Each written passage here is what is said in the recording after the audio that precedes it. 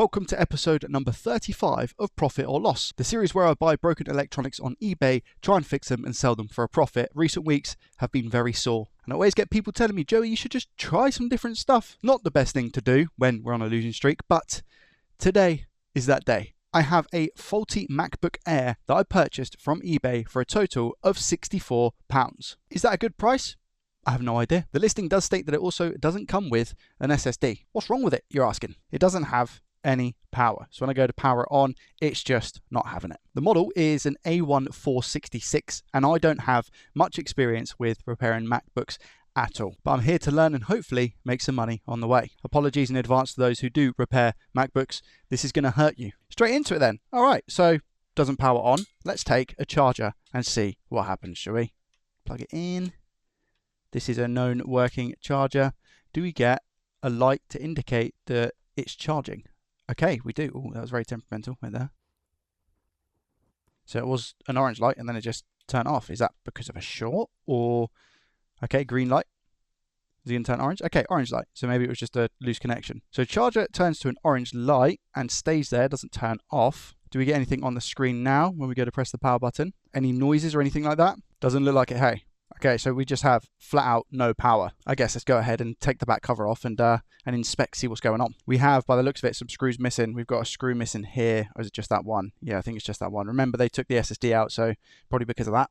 Here we go. All right, part one complete. Look at that. Officially a MacBook technician. As a quick look, do we have any green stuff? Doesn't look like it, hey?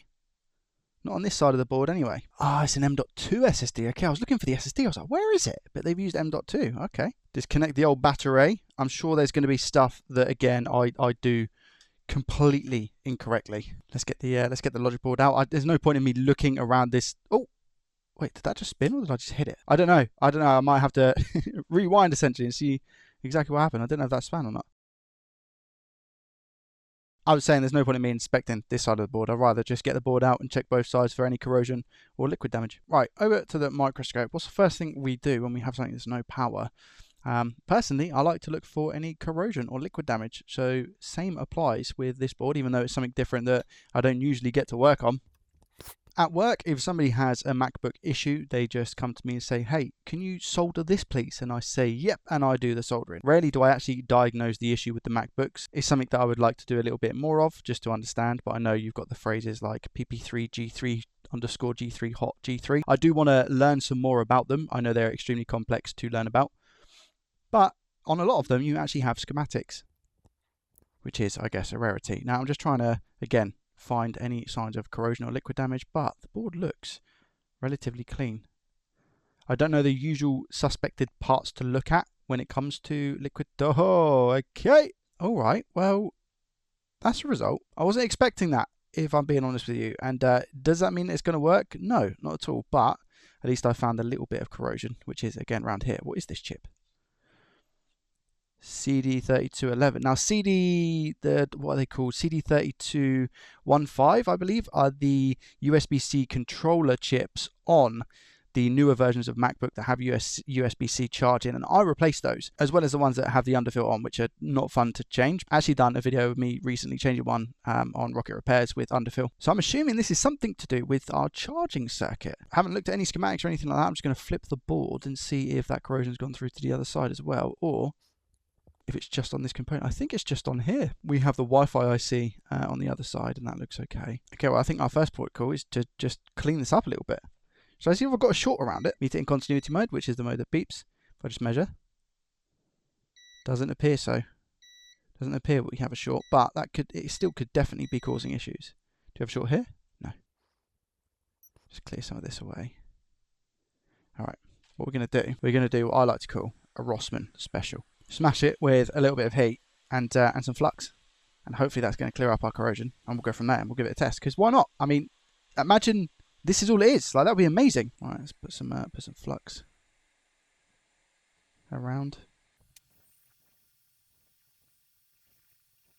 I'm actually going to do it the way that I think I should, which is take the chip off and just make sure. Oh, that pad is gone. That will most certainly be the reason why we're having the issue that we are. Right? Get rid of some of this flux so we can actually see what we're doing. We'll zoom right into that pad. Now, unfortunately, because I don't work on these, I have no donor boards at all. So I'm hoping that chip is going to be okay. And maybe we can just clear this corrosion, put the chip back on, obviously sort that pad out, and go from there. Right, microscope, zoom us in. Okay, rip, trace, or oxidized? That is the question. I think oxidized. I'm hoping I'm not just scraping away at ground, to be honest, but I think that is just oxidized. Okay, now it goes to this little cap here. We can see it joins up to here and then goes to here. I just need to confirm because this isn't going to be ground. No, it's not ground. Okay. And then here. Yeah, okay, so we have a continuous path. I do just think it was severely oxidized. Some flux around the area. Got hair on the end of my flux needle. Take some solder. Just scrape that. And get a nice fresh bit of solder on it. Here we go. Again, flux be gone. Make sure we still have a continuous path. We do. Now, pin 1 is bottom right. Does it indicate pin 1 bottom right? I don't think it does. There's no arrow or anything to indicate that. So that's interesting. But I'm going to remember because I need to flip this chip over and see what the actual IC is like. Oof. Perhaps I'm going to need a new IC then because that is gone. I'm pretty sure. That looks to me as if it doesn't exist anymore. But again, I'll try and just scrape it away. Could be wrong. Okay, hold on. I'm just going to tin it and see what happens. I don't know if that's working or not. I mean, it would be best to get a new one, obviously, but I think just for testing purposes, I am just going to have a look and see if I can tin it. I mean, that looks tin to me, so I wonder if it will work.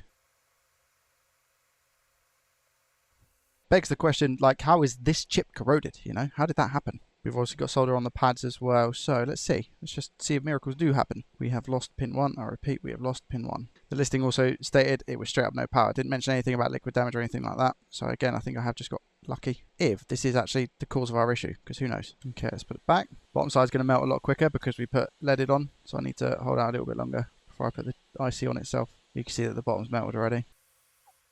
Just plop that on for a second. Give it some flux. Now just go for the reflow.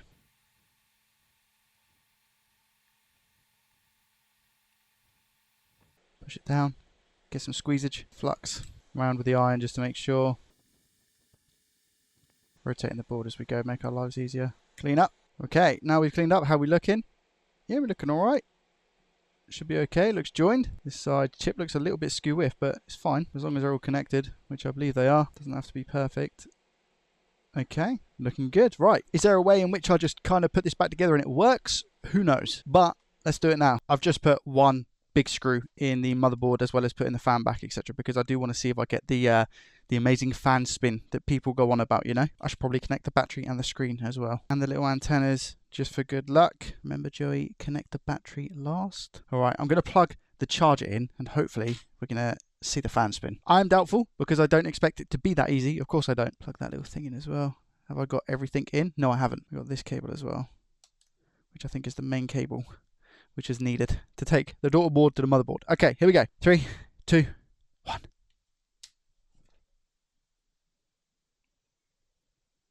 Okay, orange light. It didn't go to a green light and then an orange light. So I don't know whether I should be concerned or not about that. But I've not made it any worse because we're still getting something. No fan spin, unless I do it myself. But I might need to press the power button. So I'm going to press the power button. Fan spin? No fan spin. Maybe we don't necessarily get fan spin. Anything on the screen? Any signs of life? Okay, green, orange. I just took it out and plugged it back in. Doesn't look like we're getting anything though. I'm just touching around on the back. The CPU seems to be dead cold. Ow. What's that? That's really hot. Why is that so hot? Okay. I am getting heat on the board because my hand was burning. This big coil here is getting really, really hot. Again, CPU is stone cold, but this coil was getting hot, so I might have to look at the circuit and see what's going on. Am I getting any voltage at that specific coil? I'm getting 8 volts. Now, I don't know what this coil is responsible for, but it's a big coil, so I'm assuming it's one of the main power rails. But we get something. Something's going into the board. We just ain't getting anything on the screen or fans spinning, so there's definitely still no power. Take the board back out. Right, I've got the board out again, but I've also attached the power board as well, because what I'm going to do is put in the power cable and see if we get anything that gets hot on the board. So I'm going to apply power now. There does seem to be a little spot down here that's getting pretty warm. So we try that again and just hook up the power. There we go, look at that. What are you then? Just down here. Is it this chip or is it a cap next to it? That would be the cap next to it. That's the actual chip itself. I know where that is. Let's go to the microscope. The area that was getting hot is in fact this chip here. At least I believe it's this chip. And to test, we are just going to get some isopropyl alcohol because it could be a cap. My thermal cam doesn't really give me an exact location. Meter in continuity mode. Do we have any shorts on here? So it's a 10 ohm. That's 8 ohm. So one side of the cap is 10 ohms, one is 8. So I wonder if it's the actual chip itself that's causing issues or whether it is that cap. I'm going to go ahead and say the chip itself. So now we come in with some isopropyl alcohol and see what gets hot first, I guess. Alright, plugged in. Isopropyl alcohol. Is it the cap or is it the chip? I don't know which one it is. I'm going to take the cap off. That's probably going to be easier for the time being. Oh, but then look. What about if I inject now? Or just turn it on. Okay, it's definitely the chip. You see that? Let's take the chip off and see if we've got any corrosion underneath or anything along those lines. No corrosion by the looks of it. So I don't know whether it is just a bad chip from what I can see. I don't know what this controls. I will just quickly put it back into place to see if that relieves our short. I don't know why it would. I don't know if there was corrosion that I wasn't able to see. Doesn't look like it.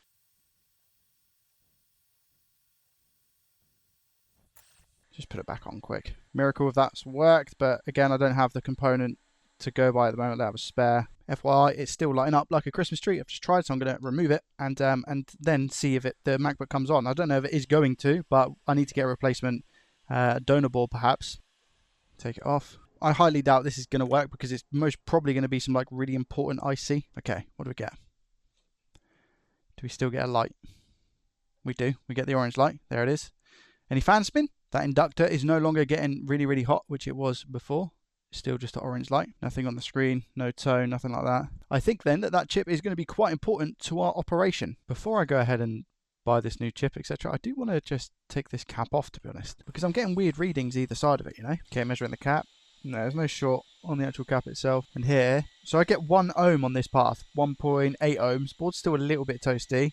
And this side is definitely ground, but this one being only like 2 ohms kind of worries me. Before I go ahead and order the component itself, the replacement one, this is the cap that is linked to it. And the rail that we have is PPVRTC_G3 hot. Now on ground, I was getting around about 0.8 ohms, and on here, I was getting around about 1.8. So I don't think it's actually shorted to ground itself, but there is definitely an issue with this rail. We shouldn't be getting that regardless. If we follow the path, where does it go? So it goes to a few more resistors up here, 1, 2, 3, 4, 5. As well as a couple of capacitors here, 1, 2, 3. That's it for this side of the board. And if I flip the schematic, this here is the component that's on the other side. There is in fact no component here. This is the one that I've already selected with the PPV rail. And we follow it. It goes directly under the CPU. And there is one pad in particular, this one here. So I don't know if it's CPU related because I don't have that component on the board anymore. This one, I've taken it off, which is this one here. So am I just wasting my time? So yeah, the reading I get is exactly 2 ohms, and ground being on the other side, I get 1 ohm. So there is like a 1 ohm short. It's not a short to ground. The fact that that then goes into the CPU has me a little bit worried. Just for reference as well, these are the resistors that are on the same rail, and I've measured all 5 of these resistors, and they all read what they should. Now we do have 3 caps here, which are on the same rail. This connection here is all on there. This is obviously ground. I'm thinking about just removing these caps because unless that gets rid of our 2 ohm short or 1 ohm short, then I think the only other thing it can be is the CPU. So I might as well take these caps off.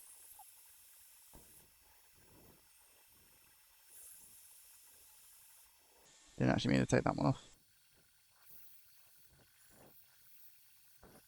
So do we still have a short? Yes, we do. And it's still 2 ohms. So that's not made the slightest difference. So the only thing we have on the rails then are those resistors that we see in the middle of the screen now. So I actually think that's game over. I don't think there's a point in me ordering that chip, unless you think it might actually be something different. We will check Sally's spectacular spreadsheet, but if you think you know what it might be that's causing this issue, feel free to leave it down in the comments section below. Goes without saying again, Sally's going to be very upset. Minus £64. She's getting used to it, to be fair. She's getting used to me letting her down, leaving us on a total profit of minus £177.39. Let me know if you enjoyed something a little bit different. Maybe you've learned something alongside me, which would be amazing. That's my job done, essentially. I'll leave the last episode in this series up here. Thank you so much for watching. Hit the thumbs up if you enjoyed it, and I will see you in the next one. Peace.